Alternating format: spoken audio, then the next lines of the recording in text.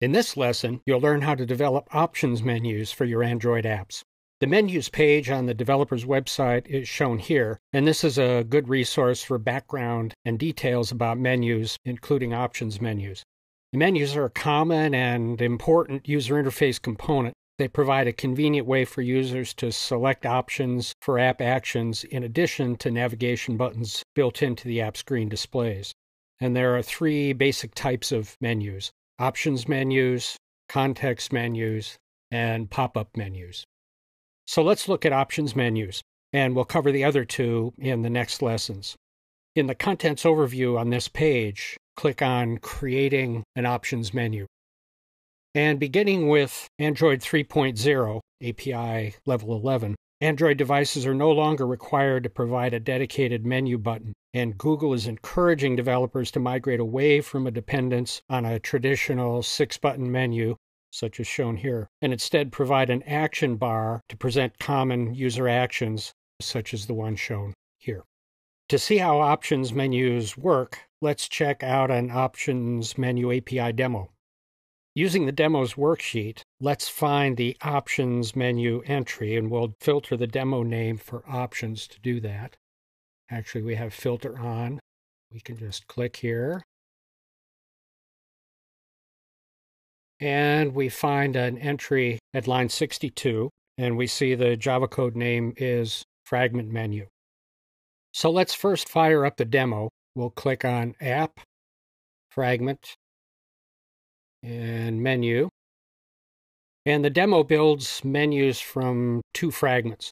And when there isn't room in the action bar up here for the second menu, it's replaced with a drop-down menu.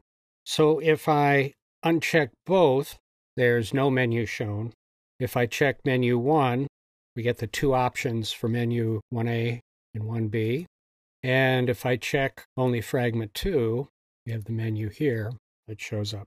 So Android is managing the options menu availability on the action bar, and we'll look at action bars in a coming lesson. Now in the app source, let's open fragment menu. It's in the app group. So we come down to fragment menu, open that. And I'm going to skip over the code on fragments as they'll be covered in a separate lesson. So we'll focus on the code pertinent to creating the options menu.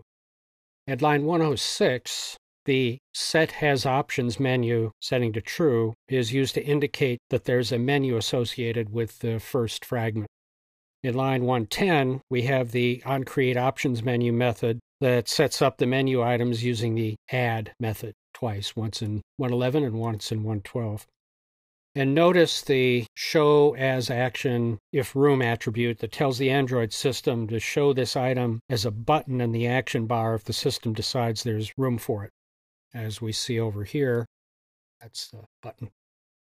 In lines 124 and 129, we have the same code for the other fragment. And the options menus are then displayed by the system when the fragment they're associated with is displayed, depending on the status of the checkboxes, which are processed in the Update Fragment Visibility method starting in line 87. To respond to the selection of an options menu item by the user, use the OnOptionsItemSelected method, and let's take a look at how to do that.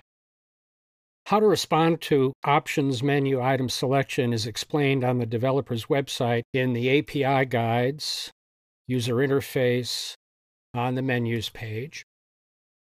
In the document summary to the right under Creating an Options Menu, click Handling Click Events. And this shows an example of using an override of the OnOptionsItemSelected method where you would respond based on the item ID, which you retrieve using the getItemID method here for the menu item in the parameters. And then you can use a switch method to activate the code you want to associate with each item ID. As an aside comment, you'll see lots of code examples like this on the developer's website, and they make a good combination with the API demos.